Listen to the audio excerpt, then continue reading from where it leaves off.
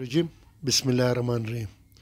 ما ګرانو وروڼو، مشرانو، خویندو د بلوچستان شاوخوا د علاقې بلوڅان وروڼه، پښتنو وروڼه، په 25 تاریخه لکه تاسو ته ګورت معلوم دی چې یو ډېره غټه جلسه MRD په شکل کې په کوټه کې کېږي.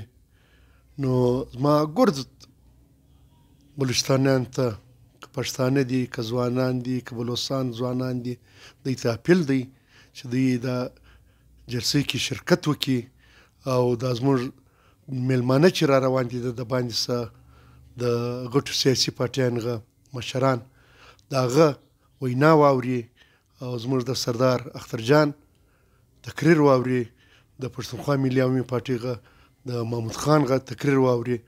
نو دا ګرد مشران را روان دي لکه فضل الرحمن صاحب، بلاول صاحب او د مریم